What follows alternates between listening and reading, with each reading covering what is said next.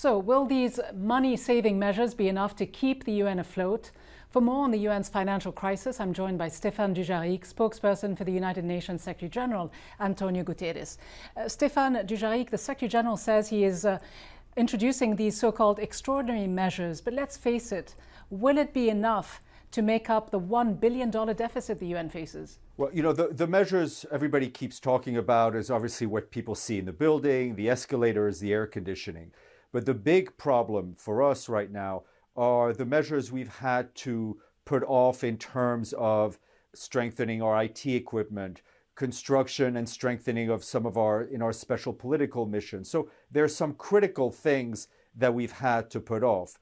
You know, right now we're going to make the November payroll, which is always good news. We will also, the Secretary General will keep putting the pressure on. We do hope that member states, those who haven't yet paid in full, will pay up, but we remain in a critical phase. To my knowledge, the UN has faced cash crises in the past, but never has a UN Secretary General said to the staff members that they may not get their next paycheck. Are you saying you'll get paid next month? Yes, and you know, it's important to remember this is not about the staff getting paid. It's about the UN being able to do its work, implement its mandate. The Secretary General has been managing this not just for the last month when it's been a crisis, but really since the start of the year when we have been reducing expenditures wherever we can. And in fact, if we hadn't done it early on in January and February, we may not have been able to hold the General Assembly in September. So this is something we've been doing for quite some time, but obviously we always in the fall face a crunch, but this year has been especially difficult. You say it's something that you've been doing for a while, but the reality is that it's something that you, the United Nations, the Secretary General, has known for at least the past 2 years, that the Trump administration was not going to pay its dues. That was crystal clear, yet he waited till midnight to sound the alarm bells. Why didn't he do something about it earlier? Ghida, I mean, this is not about the United States or the Trump administration. We have been used to the U.S. calendar, which always means that the U.S.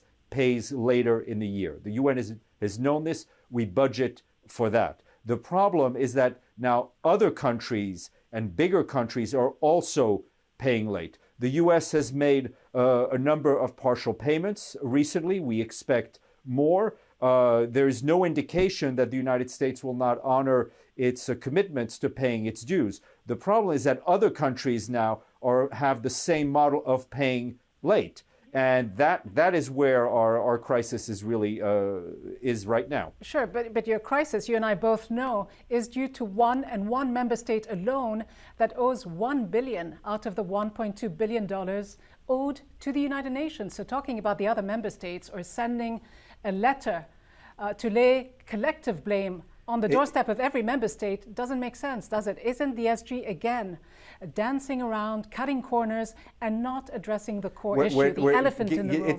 It's not. We're not dancing around anything. The reality is, as I've said, the U.S. has always paid late.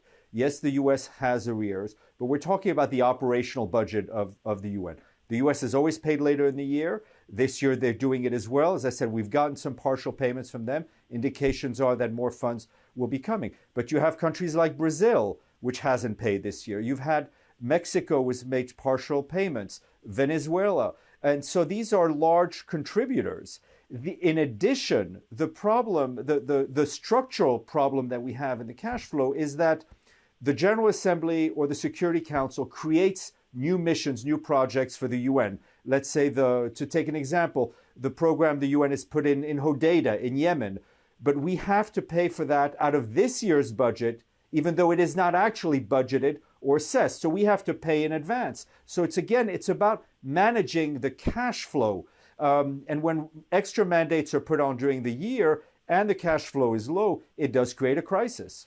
Sure, but would you be in this situation had the United States paid its full share? After all, it pays 22%, or at least it owes 22% of the regular budget. Some criticize the United Nations leadership for being too lenient with powerful countries like the US, in fact, for even being, some would say, subservient Is that a fair enough characterization, do you think? It is not a characterization we share. Every country has talked about its criticism of the UN and how we manage the money. The Secretary General has been really from day one when he took office been very, very careful about spending money. One of the first orders he put out was a cutback on air travel and the use of non-commercial aircraft. The issue for us is not one member state. It is other member states not paying. It is additional mandates being put in operation during the year, though the assessment for those mandates has to come 6 or 12 months later. And all of this creates a cash crisis. And as I said, other big contributors are paying late. Frankly, this would not happen if 193 member states paid their budget dues in full at the start of the year as they're expected to. Sure, but we know General, that's not the reality. Well, yes, but the Secretary General sent a letter, I have a copy of it, just a few weeks ago to all member states. I just wonder, did he send a specific letter to the United States President to say you must pay up? Given the fact that if the U.S. doesn't pay, it makes a huge hole in your budget. We are in close touch. No, but have you not sent a letter specifically to the White House? The U.S. The numbers are greatest for the U.S. because it has the. We have been in touch with the State Department. We have been in touch with the U.S. mission, and as I said, they have paid. They have made partial payments. All the indications are that we've received is that more money will be coming. But there are other countries that owe substantial amount of money that have not yet paid. I mean, we have 193 member states. As of today, 134 had paid. The ones that have not yet paid are often the bulk of the budget. Okay, and this forces us to manage the budget in terms of expenditures instead of managing it for the mandates. Well, and one of the ways your boss, the Secretary General, says he wants to manage the budget is by, as you say, doing little things here and there, stopping escalators, turning off water fountains. He also said that he would restrict travel to, quote, the most essential trips only. Is he implicitly acknowledging that a number of high-ranking UN officials are making non-essential trips, junkets? No, that's not what he's doing. They're always, if you have travel planned, you could always see if you could do a video conference. There are always ways to do a bit less and spend a lot less, less, and that's his message. The fountain and the escalators are what we see and what we chat about here, because obviously, I mean, as your colleagues, your journalist colleagues here keep harping on me at the briefing, they have to walk two floors. But the bulk of the savings are in fact in critical infrastructure where we should be spending money on IT infrastructure, on strengthening our missions in Afghanistan and in Iraq, where we've told them to delay some critical spending. So we're doing what we can in order to avert a full-blown crisis. But are you really doing what you can? Because it isn't just about cutting the costs, as you say, through some of the non-essential travel, as the Secretary General calls it, but it's also about the image it projects when the Secretary General of the United Nations, and it's been documented, has taken many trips to his home country, Portugal, on the back of other official visits. He spent several days there. Does that send the right image? The budget, the travel, the Secretary General's travel spending compared to others is drastically lower. The delegations that go with the Secretary General used to be up to 10 or 15 people. Now it's 3 or 4 people. But he still has to travel in first class. The travel that he does to go home but this is non-essential travel, once a month or so. Let me finish.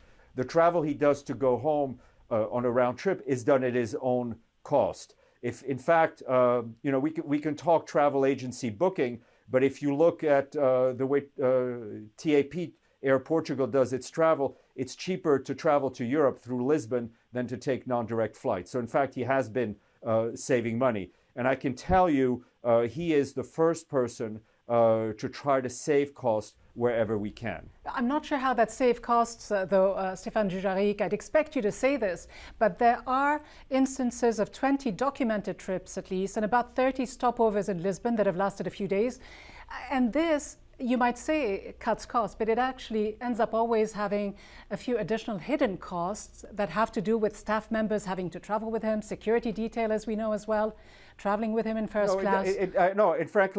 Frankly, it doesn't. I mean, Ghida, we can look at on Google Flight, but if you're traveling from New York to Geneva nonstop on a certain airline, and you look at the cost of traveling New York to Geneva via Lisbon, it is cheaper to travel through Lisbon. So that's the basic fact that anybody can look at on Expedia or any other travel website. The Secretary General has a wife who works. She's the deputy mayor of Lisbon. I think it's only fair for him to, once in a while go home. And in a sense, he's saving the organization money because his spouse is not here in New York. To be fair, it isn't just the Secretary General, the Deputy Secretary General as well, and other heads of UN agencies have been accused of taking too many flights that are not always seen as essential. But having said that, how do you see the UN getting out of this crisis? Well, we see it by some of the member states that owe us the most money paying up before December. That's the way we will get out of this current crisis. There is a structural crisis which the member states need to address about how the budget is drawn up and the way the Secretary General is allowed to allocate the budget. So we're working with member states to address the structural issues in the budget process that will allow us to avert crises like these in the future. All right, Stephane Dujarric, spokesperson for the UN Secretary General, thank you very, very much indeed for joining us.